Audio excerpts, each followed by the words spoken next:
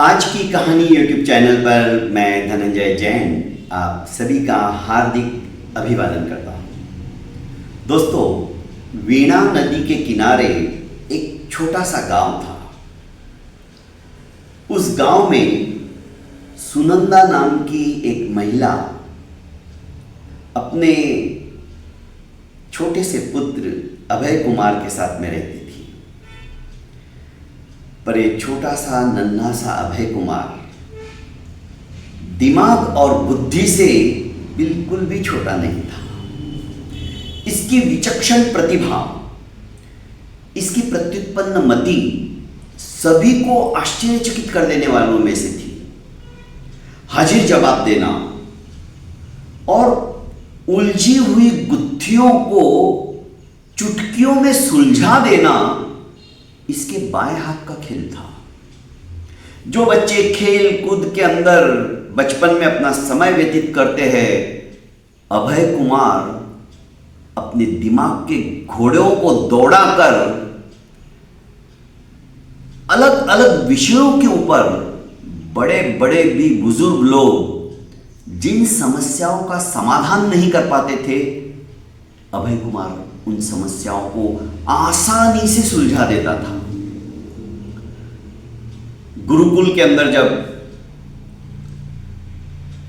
पढ़ने लगा तो उसकी इस विचक्षण प्रतिभा के कारण से आचार्य भी अत्यंत प्रभावित हो चुके थे। पर कहते हैं ना, किसी को उसकी ये अच्छाइयां, उसकी ये बुद्धिमत्ता कहीं ना कहीं अखरती थी। उसके जो सहपाठी थे, जैसे जैसे अभय कुमार अपने सहपाठियों के साथ में बड़ा होने लगा तो इनके अंदर ईर्ष्या भी उसी गति से बड़ी होने लगी। अब अभय कुमार को कैसे नीचे दिखाना, सभी छात्र जो कि उससे द्वेष करते थे, उससे ईर्ष्या करते थे, उसके जो प्रतिद्वंदी अपने आप को समझते थे, जबकि प्रतिद्वंदी भी वो दूर दूर तक नहीं थे, पर वे उसकी टांग खींचने में कहीं पर भी कसर छोड़ना नहीं चाहते थे। अभय कुमार युवा हो चुका था। 20 साल का अभय कुमार अब और ज्यादा उसकी बुद्धि के अंदर निखार आने लगा था, मानो साक्षात सरस्वती उसकी जिह्वा के ऊपर अधिष्ठित हो। एक दिन गांव के छात्रों ने, जो कि उससे बहुत ज्यादा जलन महसूस करते थे, 2-3 छात्रों ने एक योजना बनाई और व्यक्तिगत रूप से उसे आहत करने का प्रण ले लिया। एक दिन जब अभय कुमार अपने घर की तरफ जा रहा था, घर भी छोटा सा, छोटी सी कुटिया के अंदर उसकी मां ने अपने जो सपने थे उन सपनों को एक तरफ रखकर इसकी पढ़ाई के अंदर और विविध भांति से कथाओं के माध्यम से इसके दिमाग को विकसित और उर्वरित कर दिया था। जब एक घर की तरफ लौट रहा था तो ये तीनों दोस्त, जो कि इससे हमेशा डाह रखते थे, कहने लगे, अरे ये बड़ी डींगे हाँकता है, अपने आप को बहुत विद्वान समझता है, पर इसे खुद को पता नहीं है कि इसका बाप कौन है, ये किसका बेटा है, ये भी नहीं जानता। सीधा तीर दिल को छूने वाला था। अभय कुमार आहत हो गया।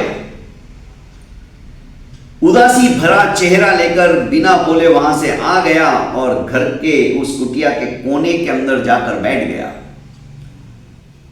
मां तो अपने बच्चे का चेहरा देखकर ही समझ जाती कि उसे क्या तकलीफ हो रही है। नजदीक आई और कहने लगी कि बेटा, क्या बात है, तुम इतने उदास और उद्विग्न क्यों हो, क्या हो गया, मुझे बताओ। मां मुझे तुम बताओ। क्या बेटा? मैं क्या बताऊं तुम्हें कि मैं किसका बेटा हूं? मेरे पिताजी कौन है? उनका क्या नाम है? मैंने अभी तक उनको देखा क्यों नहीं? वो इस दुनिया में है भी या नहीं है? एक साथ कतिपय प्रश्नों को सुनकर सुनंदा अपने अतीत में चली गई। आज से 21 साल पहले जो कुछ उसके साथ घटना घटित हुई थी वो चलचित्र के भांति उसके आंखों के सामने आने लगी।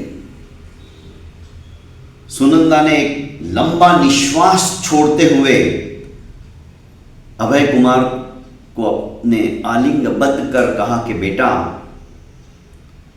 बात 20 साल पहले की है, जब तुम मेरे गर्भ में थे। मैं एक जंगल में रहती थी। एक व्यक्ति अश्व के ऊपर आया, रुबाबवान चेहरा था उसका, पर जंगल में रहने के कारण से मैं इतनी पढ़ी लिखी तो नहीं थी और ये चाहती थी कि मैं नहीं हूं पर कम से कम तुम पढ़ो। खैर, वो आगे का विषय पहले मैं बताती हूं तुम्हें। आया, उस समय मैं जवानी थी। धीरे धीरे हम दोनों के बीच में जो प्रेम था वो कब विवाह के अंदर परिणित हो गया मैं भी नहीं बता पाऊंगी, क्योंकि वो व्यक्ति मुझे कहने लगा कि मैं सब कुछ छोड़कर अब तुम्हारे साथ इस जंगल में ही रहूंगा। और कतिपय 3-4 महीनों तक हम साथ में रहे, गांधर्व विवाह हमने किया। पर मेरे अंदर तुम्हारे जैसी बुद्धि कहां। अचानक कोई एक व्यक्ति आया और उन्हें कुछ बोला तो उन्होंने कहा कि मुझे बहुत जरूरी काम से जाना पड़ेगा, पर तुम यहीं पे रहना, मैं तुम्हें लेने को आऊंगा। मैंने करीब 2-3-4 महीने तक इंतजार किया पर वे वापस नहीं आए। पर मां, उन्होंने अपना नाम नहीं बताया, वे कहां रहते थे ये भी नहीं बताया। हां, उन्होंने सिर्फ, आज भी उनके वो शब्द मुझे याद है, उन्होंने कहा मैं राजमहल का गोपाल हूं। नगर का सबसे बड़ा श्वेत भवन मेरा है, जिसके सोने के कंगरे आसमान को छूते हैं, आसमान से बातें करते हैं। बस यही शब्दों से उन्होंने अपना परिचय दिया था। अब भला मैं राजमहल के उस गोपाल को ढूंढने कहां जाऊं? तुम पेट में थे, प्रसव वेदना शुरू होने लगी थी। आखिर मैं इसी गांव के अंदर आई और जैसे तैसे तुमको मैंने जन्म दिया। और मैंने एक निश्चय कर लिया कि बस अब किसी की बातें मैं नहीं सुनूंगी और मेरा सारा ध्यान तुम्हारी ही जीवन को अभ्युन्नति की ओर कैसे ले जाया जाए, इसी के ऊपर मेरा फोकस रहेगा, इसी के ऊपर मेरा ध्यान रहेगा।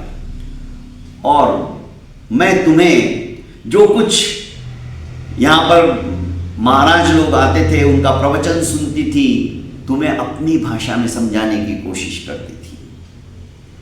बस इतना ही मुझे पता है, बाकी मैं कुछ नहीं जानती।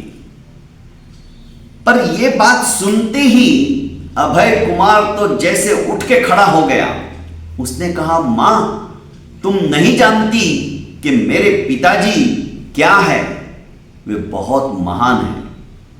अब बारी थी सुनंदा की आश्चर्यचकित होने की। उसने कहा, मां, गो का अर्थ होता है पृथ्वी, और पृथ्वी का पालन करने वाला राजा, अर्थात मेरे पिता राजमहल के राजा है।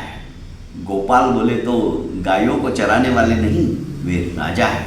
नगर का सबसे बड़ा श्वेत भवन अर्थात राजभवन उन्हीं का है जिसके सोने के कंगरे आसमान से बातें करते, आसमान को छूते। उन्होंने जो कुछ तुम्हें कहा, अपना परिचय तो दे दिया था, पर तुम नहीं समझ पाई। कोई बात नहीं, अब हम इस गांव के अंदर नहीं रहेंगे, हम उन्हें ढूंढेंगे। पर मां, मैं तुम्हें वादा करता हूं,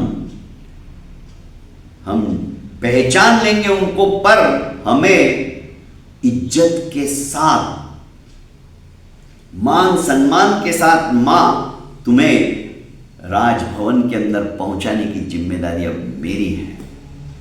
अपने बेटे के ऊपर सुनंदा को अपने से भी ज्यादा विश्वास था। बुद्धिमान अभय कुमार और मां सुनंदा चलते चलते जो कुछ थोड़ा बहुत सामान उनका था लेकर दूसरे गांव की तरफ, अज्ञात गांव की तरफ निकल पड़े। राजधानी के नजदीक ही एक नंदीग्राम करके, जहां पर ये रहते थे उस गांव से थोड़ा बड़ा था, वे वहां पर आए। पर जैसे ही गांव के अंदर पहुंचे तो प्रत्येक व्यक्ति के चेहरे के ऊपर चिंता की लकीर साफ दृष्टिगोचर हो रही थी। अभय कुमार को कुछ समझ में नहीं आ रहा था, यहां का प्रत्येक नागरिक इस तरह से व्यथित और चिंतित क्यों है। उसने मां से कहा कि मां, कुछ दिन हम इसी गांव में रहेंगे, नंदीग्राम में ही रहेंगे। यहां के भौगोलिक स्थिति का मैं मुआवजा करूंगा, देखना चाहता हूं कि आखिर इस गांव में इस तरह की विचित्रता क्यों है। मां ने कहा कि बेटा, जैसा तुम उचित समझो। एक धर्मशाला के अंदर मां बेटे दोनों रुक जाते हैं। इधर दूसरे दिन स्वच्छ कपड़े पहनकर प्रातःकाल अभय कुमार गांव का निरीक्षण करने के लिए निकल पड़ता है। गांव के एक चौराहे पर जाकर वो ठिठक जाता है, क्योंकि वहां पर एक वटवृक्ष के नीचे चौपाल लगी हुई थी। सरपंच, गांव के बड़े बड़े प्रतिष्ठित व्यक्ति वहां पर इकट्ठा थे, सभी चिंतातुर।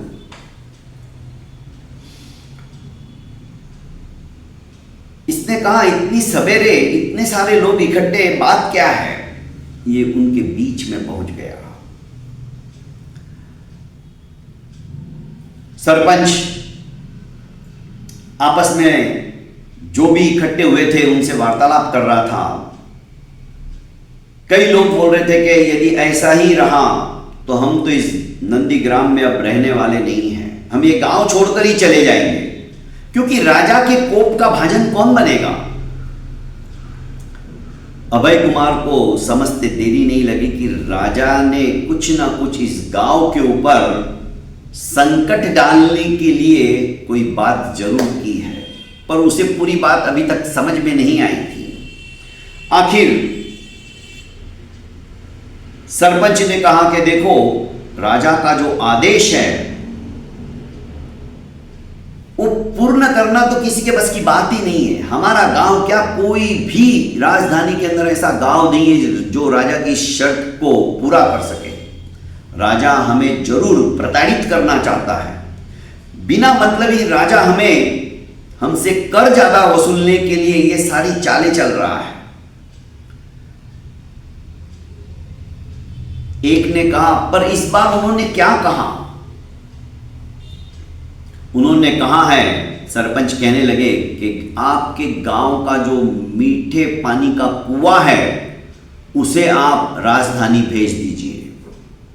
भला इस समस्या का कोई समाधान हो सकता है। मैं भी दुविधा में फंस गया हूं कि राजा को इसका क्या प्रत्युत्तर दे और राजा को किस तरह से हम पानी का कुआं लेकर जाकर वहां पहुंचा दें।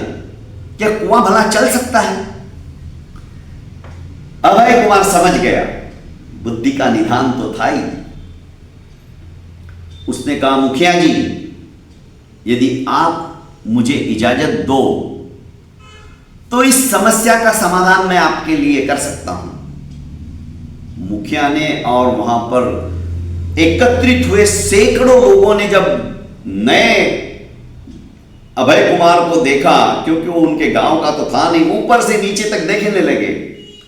मुखिया ने कहा कि तुम कौन हो, कहां से आए हो, तुम तो यहां के नहीं हो।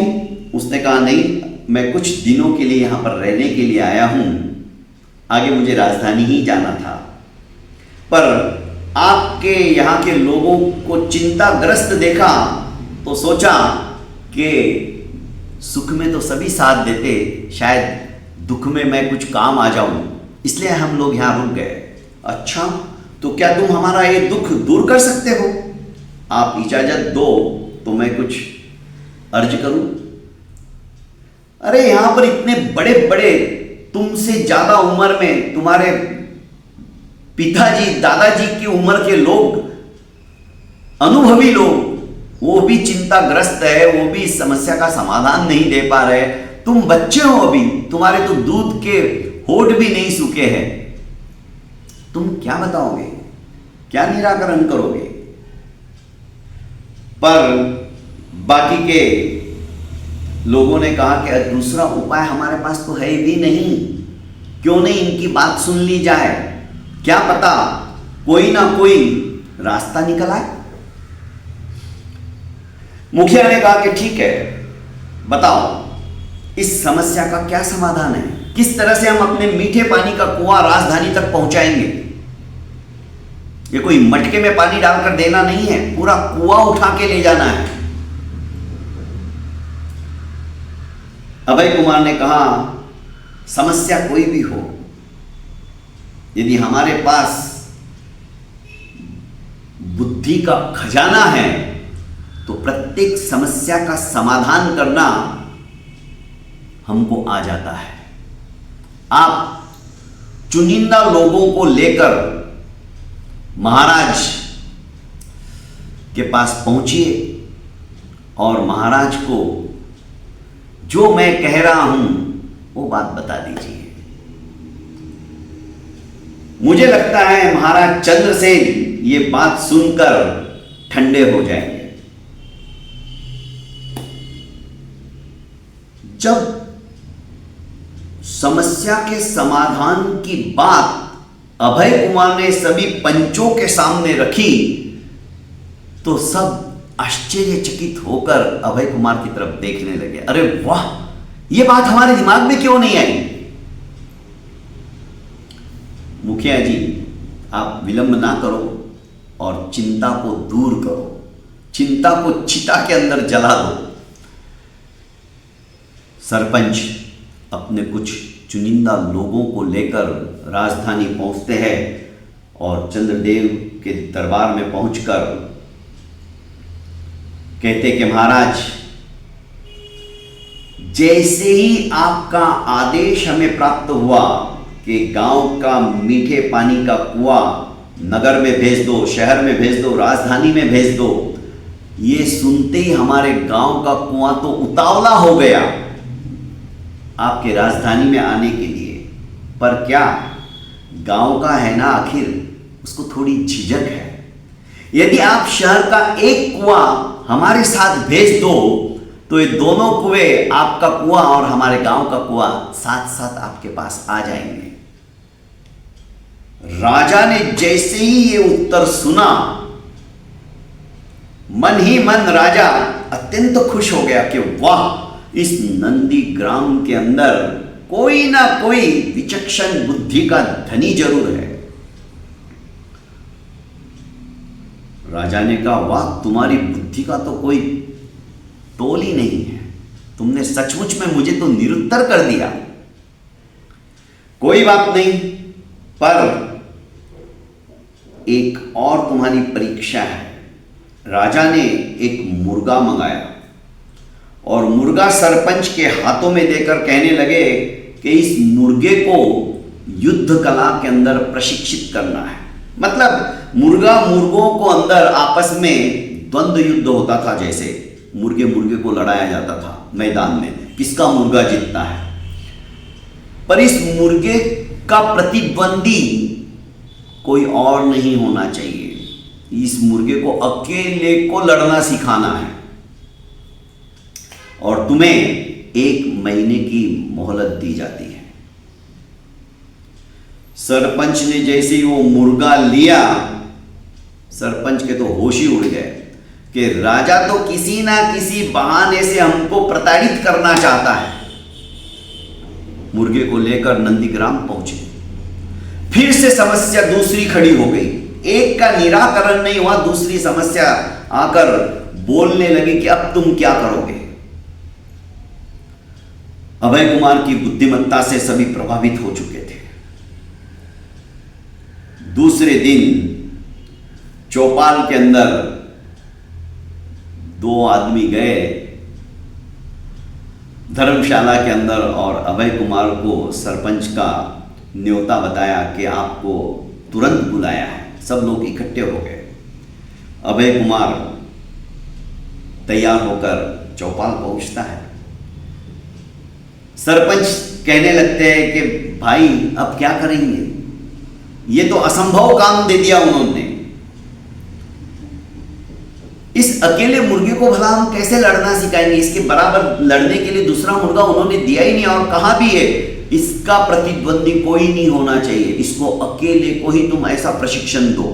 अब अकेले मुर्गे को हम कैसे लड़ाएंगे। अभय कुमार ने कहा चिंता मत करो, तुम कल ही शहर में जाओ और एक बहुत बड़ा दर्पण लेके आओ। दर्पण का और मुर्गे का क्या संबंध, मैं जितना कह रहा हूं उतना करो। दूसरे दिन शहर से बड़ा दर्पण मंगाया जाता है। दर्पण एक मैदान के अंदर पीछे उसका सपोर्ट देकर खड़ा कर दिया जाता है।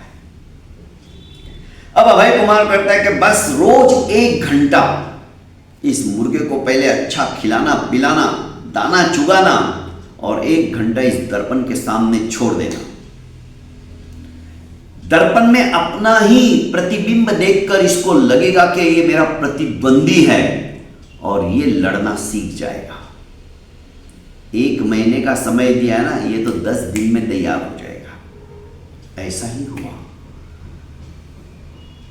ये दर्पण को ही चोंच मार मार कर फड़फड़ाकर अपने प्रतिद्वंदी को कहीं ये मेरा चुगाना चुगने को आ जाए उसको आहत करने की कोशिश करने लगा। और सचमुच में 10 दिन के अंदर ये इतना कुशल योद्धा हो गया अकेला ही। 11वें 12वें दिन तो सरपंच उस मुर्गे को लेकर राज दरबार पहुंच गया और चंद्रदेव से कहने लगे कि महाराज की जय हो, आपका ये मुर्गा एकाकी किसी से भी युद्ध कर सकता है, आप लेके आइए, हमने एकाकी ही इसको प्रशिक्षण दिया है। चंद्रदेव के आश्चर्य का पारावार नहीं रहा। उन्होंने जो युद्ध कला के अंदर कौशल था ऐसे मुर्गे को बुलाया और उस मुर्गे के सामने छोड़ दिया। हजारों सभासद इस द्वंद्व देखने के लिए उत्सुक थे। दोनों के अंदर युद्ध शुरू हुआ, पर कुछ ही मिनटों के अंदर नंदीग्राम ने जो प्रशिक्षण दिया था मुर्गे को, उसने उस मुर्गे को हरा दिया। अब राजा को सरपंच ने कहा कि महाराज आपने तो एक ही मुर्गा भेजा, कम से कम 3-4 मुर्गों को भी आप भेजो, ये अकेला ही उनके लिए काफी है। राजा ने वैसा भी करके देखा, सबको आहत कर दिया, जबी दोस्त बना दिया इसने, क्योंकि ये इतना कुशल हो गया था। 1 घंटे का पूरा प्रशिक्षण इसको मिलता था दर्पण के सामने और कोई नहीं रहता था।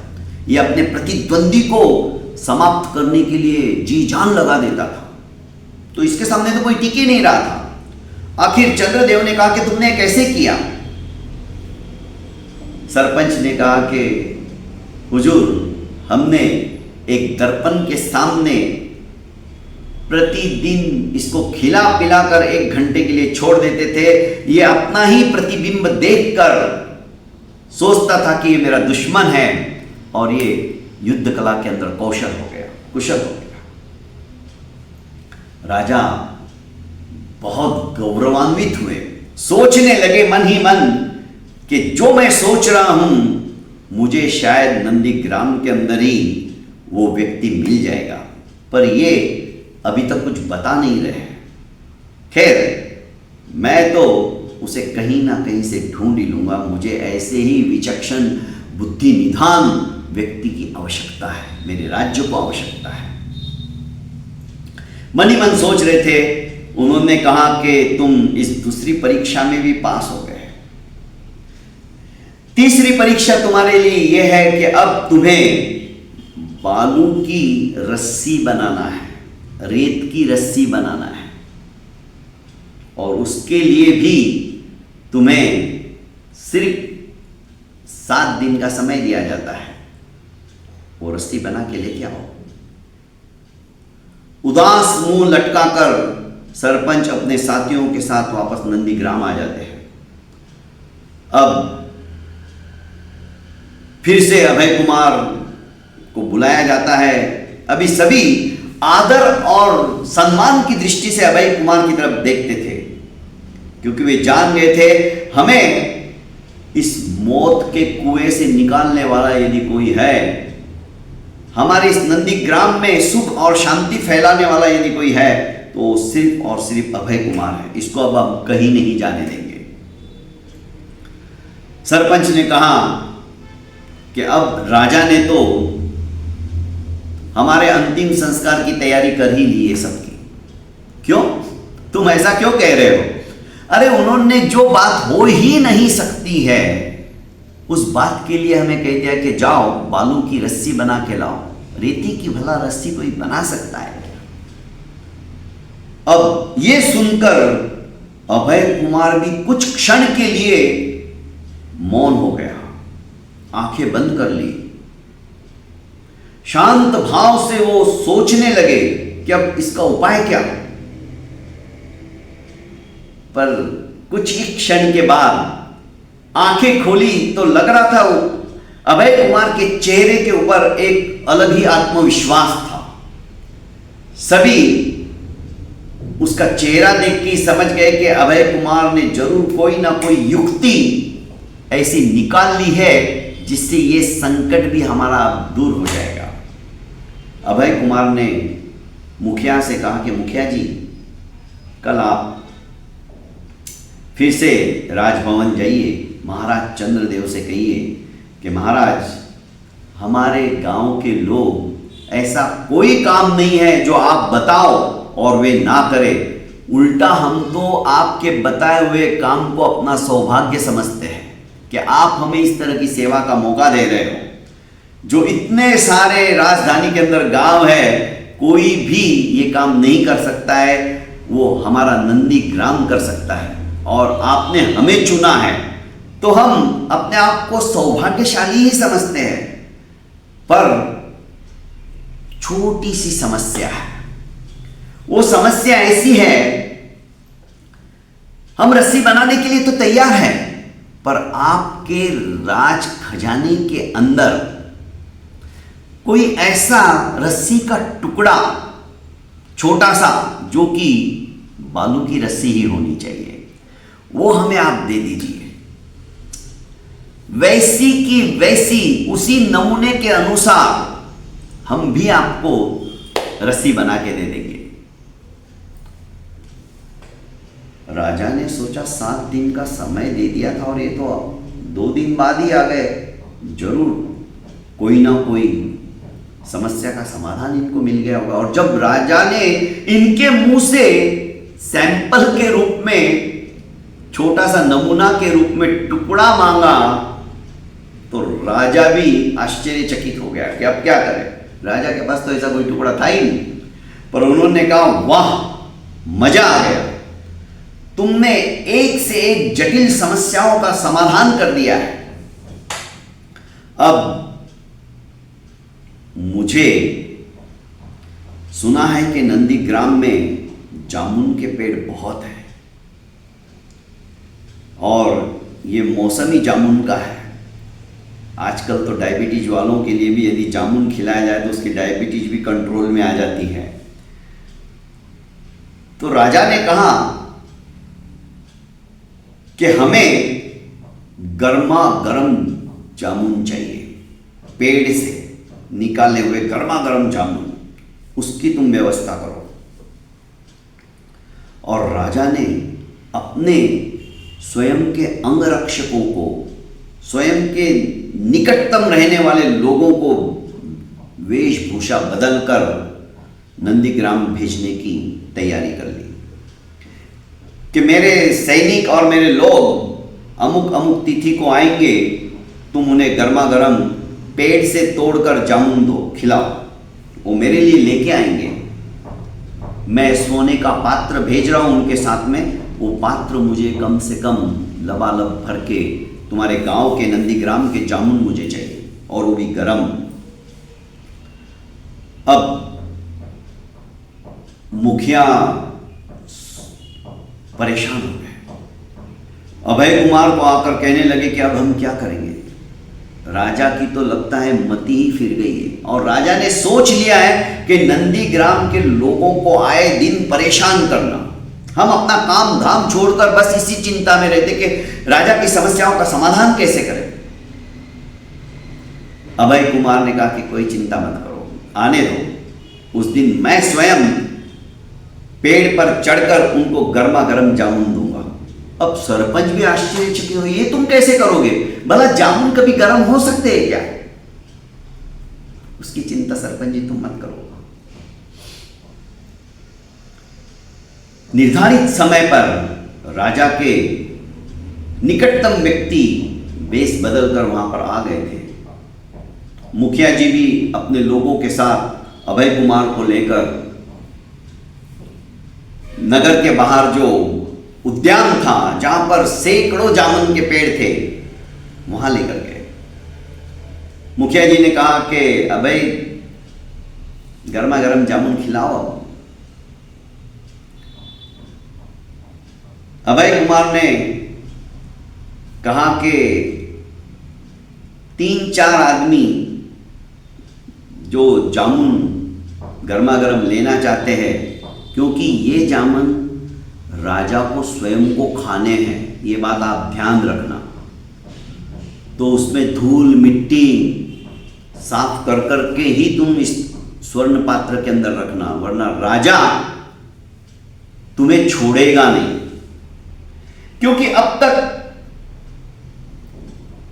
बुद्धिमान अभय कुमार को तो इन लोगों ने देखा नहीं था, पर नंदीग्राम के लोगों से एक एक समस्याओं का समाधान राजा के दरबार में आकर ये सुना रहे थे, तो ये सभी आश्चर्यचकित तो थे।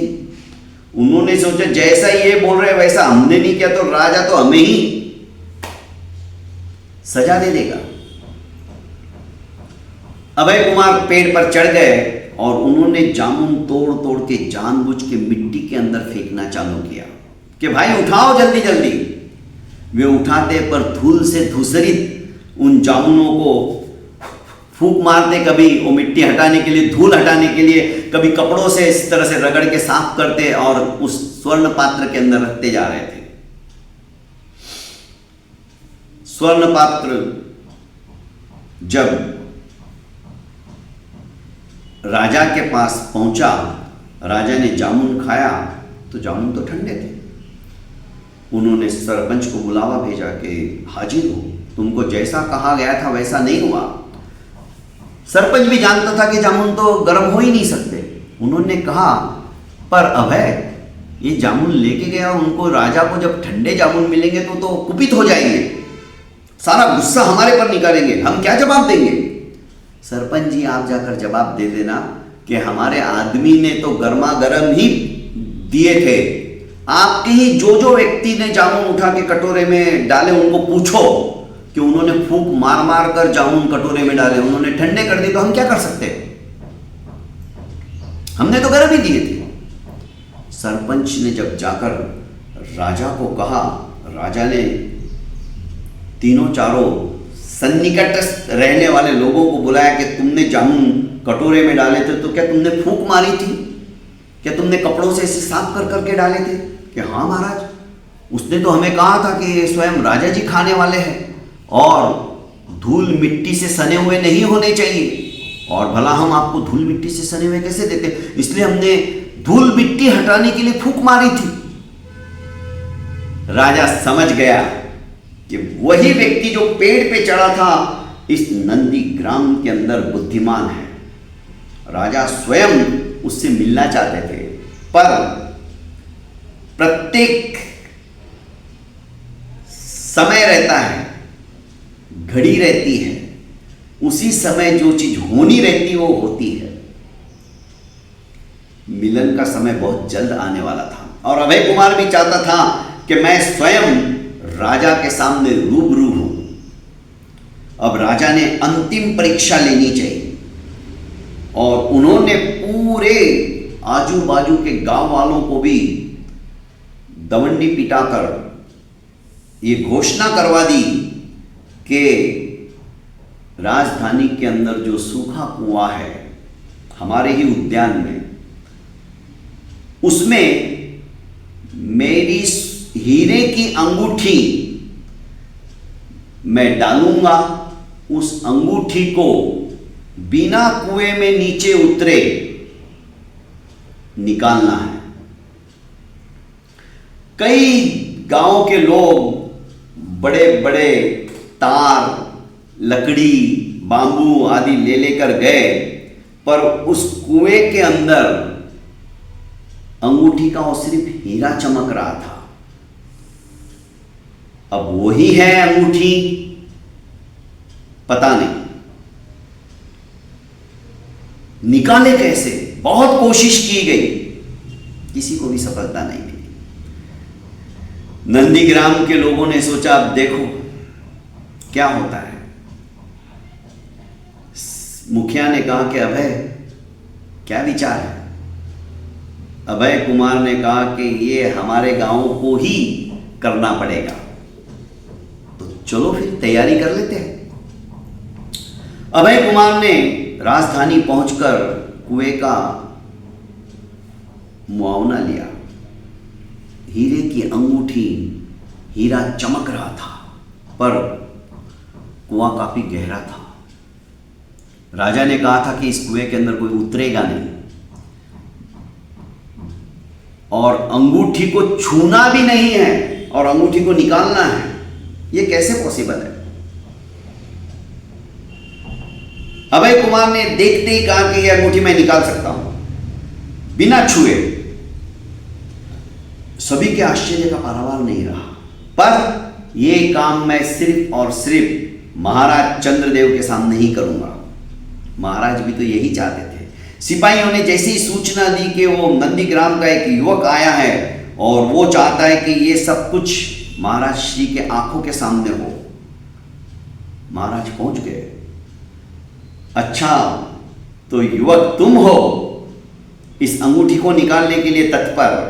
हाँ मैं, पर उसके लिए मुझे कुछ सामग्री की आवश्यकता है। तुम बोलो क्या चाहिए?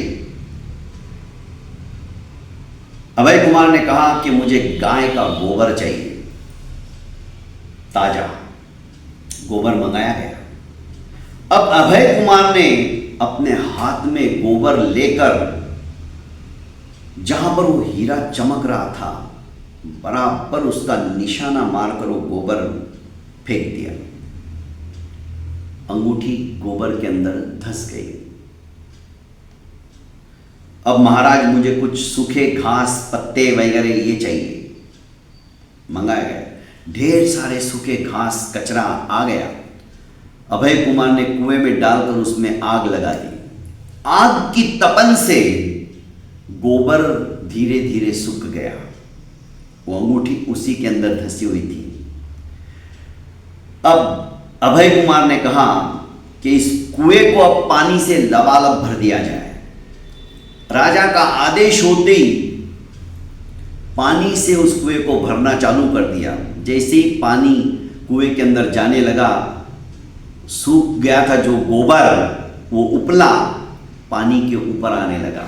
जैसे जैसे पानी समतल हो गया कुएं के बराबर, उपला ऊपर आते ही अभय कुमार ने वो उपला अपने हाथ में लिया और राजा को उपला दिया और कहा कि महाराज आपकी अंगूठी इसी में है। बिना हाथ लगाए आपकी अंगूठी आपको मैंने सुपुर्द कर दी। राजा के सैनिकों ने उस गोबर को तोड़ा, उसके अंदर हीरे की अंगूठी निकल गई। राजा गदगद हो गया। तुम्हें इनाम स्वरूप मैं क्या दूं? मैं चाहता हूं कि तुम मेरी इस राजधानी के महामंत्री बनो, क्योंकि महामंत्री बनाने की खोज में ही प्रत्येक गांव के अंदर मैं अलग अलग इस तरह की पहेलियां डालता था, पर कोई भी गांव उन पहेलियों को हल करने में सक्षम नहीं हो पाया। वो सिर्फ नंदीग्राम के लोगों ने करके बताया, और नंदीग्राम में भी तुम्हारे जैसा बुद्धिमान व्यक्ति मैं देखना चाहता था, और आज तुम मेरे समक्ष हो। राजा अपने रथ के ऊपर बिठाकर अभय कुमार को राजमहल ले जाता है। राजमहल ले जाने के बाद में राजा कहता है कि अभय, तुम किसके बेटे हो? तुम्हारे पिता क्या करते हैं? क्या तुम नंदीग्राम में ही रहते हो? यह मौका था। अभय कुमार ने कहा कि मेरे पिता राजमहल के गोपाल हैं। नगर का सबसे बड़ा श्वेत भवन उन्हीं का है, और जिनके सोने के कंगरे आसमान से बातें करते हैं, वे मेरे पिता हैं। आज से 20 साल पहले यही शब्दावली चंद्रदेव राजा ने सुनंदा के लिए कहे थे। जब सुनंदा ने पूछा था कि मैं आपको कैसे पहचानूंगी, आप कब आओगे, आपका नाम क्या है, तो राजा ने ये सब कुछ बता दिया था। और जब अभय कुमार ने अपनी मां से पूछा तो मां ने भी उसे यही सब कुछ बताया, और यही बात 20 साल पहले राजा ने सुनंदा को कही थी। दरअसल हुआ यह था कि राजा के गुप्तचर उस समय आ गए थे और कहने लगे थे कि आपके राज्य के ऊपर पड़ोसी राजा ने आक्रमण कर लिया है, और आपके पिताजी अब वृद्ध हो चुके हैं। आप अभी के अभी ये सब कुछ छोड़कर पहुंच जाओ। उनके जाने के पश्चात आप इन्हें ले आना। गुप्तचरों ने वो सूचना दी थी, इसलिए सुनंदा वही जंगल में थी, और सुनंदा को वे लेके जाते उस समय तो राजा चंद्रदेव के जो पिता थे वे कभी भी इस रिश्ते को स्वीकार करने के लिए तैयार नहीं होने वाले थे, और हो सकता है उनको हृदयाघात भी हो सकता था। इसलिए राजा ने वो बात गोपनीय रखी थी। उनके गुप्तचरों के अलावा ये बात कोई नहीं जानता था। पर जैसे ही अभय कुमार के मुंह से अपनी ही शब्दावली 20 साल पहले जो बोली थी वो याद आ गई। राजा ऐसा नहीं कि सुनंदा को भूल चुके थे, राजा ने खोज भी करवाई थी, पर उस जंगल के अंदर सुनंदा कहीं नहीं मिली थी, क्योंकि अभय कुमार को जन्म देने के लिए किसी ना किसी गांव और शहर में उसे तो जाना ही था। भला जंगल में उसका प्रसव कौन करता? पर कहीं पे भी ढूंढने के बाद में भी सुनंदा नहीं मिली, और जब यही शब्द अभय के मुंह से सुना तो महाराज कहने लगे, क्या तुम्हारी मां का नाम सुनंदा है? अभय कुमार ने कहा, हाँ, मेरी मां का नाम सुनंदा ही है। राजा रोने लगे और आलिंगबद्ध कर कर अभय कुमार को कहने लगे कि अभय, तुम मेरे ही पुत्र हो। सारी सभा के सामने अपनी जो गलती हुई थी कि किस तरह से मैं अपने राज्य के उत्तराधिकारी होने के नाते राज्य को बचाने के लिए सुनंदा को उसी जंगल में छोड़कर आ गया था, सारी कहानी उन्होंने बता डाली, क्योंकि पश्चाताप के अश्रु सब कुछ बोलने के लिए समुद्यत कर रहे थे। अब महाराज चंद्रदेव ने कहा कि तुम्हारी माता को लेने के लिए मैं स्वयं नंदीग्राम जाऊंगा। दुल्हन की तरह नगरी को सजाया गया और महाराज स्वयं रथ के ऊपर समारूढ़ होकर अपनी अर्धांगिनी, क्योंकि राजा चंद्रदेव ने भी वापस राज्य का कारभार संभालने के बाद में विवाह नहीं किया था। वे दिन रात सुनंदा की खोज में रहते थे, चिंता में रहते थे, उसी के प्रेम में पागल बने थे, पर सुनंदा का कहीं पर भी कोई सुराग उनको नहीं मिला था। अब जब सुनंदा मिल गई तो राजा स्वयं नंदीग्राम उसे लेने गए। दुल्हन की तरह सुनंदा राजरानी को सजाया गया और बड़े ठाट बाट के साथ राज दरबार में लाया गया और सुनंदा को राजरानी के रूप में सभी राजसभा ने स्वीकार किया। सभी गदगद हो गए कि राजा का भी प्रेम और धैर्य जबरदस्त, मानना पड़ेगा। और राजा का राजकुमार अभय कुमार राजा से भी एक कदम आगे निकला। प्रत्युत्पन्नमति, विचक्षण बुद्धि का धनी, उद्भट विद्वान, गदगद हो गए थे प्रजाजन सभी। सुनंदा के भी आश्चर्य का पारावार नहीं रहा। उसके धैर्य ने आखिर यही कहा कि महाराज, मुझे विश्वास था अपने प्रेम पर कि आप जरूर एक दिन मुझे मिलोगे, और आज इस तरह से मिलोगे मैंने सोचा भी नहीं था। अब राजा ने विधिवत अभय कुमार का युवराज के रूप में घोषणा करके उसका राज तिलक किया और कहने लगे कि अभय कुमार, अब तुम विवाह योग्य हो गए हो। पड़ोस के ही राज्य की कन्या स्वर्णलेखा, उसके साथ में अभय कुमार का विवाह करा दिया गया। स्वर्णलेखा जैसा उसका नाम था वैसे ही स्वर्ण की तरह उसकी कांति थी, देदीप्यमान था उसका चेहरा। स्वर्णलेखा भी विचक्षण बुद्धि की धनी थी। अब अभय कुमार और स्वर्णलेखा मिलकर राज्य की धुरा का वहन करने लगे।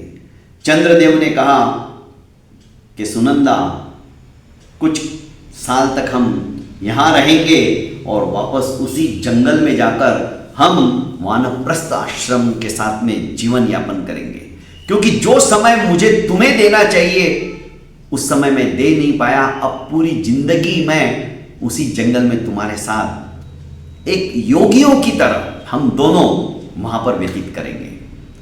ये सोच रहती थी पहले जमाने के लोगों की, और उन्होंने 3-4 साल में भली भांति अभय कुमार को वहां पे राजगद्दी के ऊपर आसनस्थ कर वहां से विदा ली और उसी जंगल में आकर जहां पर सुनंदा मिली थी वहां पर वानप्रस्थ आश्रम स्थापित करके सन्यासियों की तरह जीवन यापन करने लगे।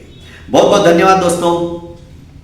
प्रति गुरुवार को ऐसी ही नित्य नई कहानी यदि आप सुनना चाहते हो तो चैनल को लाइक कर लीजिए, सब्सक्राइब कर लीजिए और बेल आइकॉन का बटन जरूर दबा दीजिए, ताकि जैसे ही कहानी मैं अपलोड करूं आपको उसकी सूचना प्राप्त हो जाए और आप प्रति गुरुवार को ऐसी शिक्षास्पद कहानियां सुनने के लिए और मुझ जैसे को आशीर्वाद देने के लिए आप मेरे से रूबरू हो।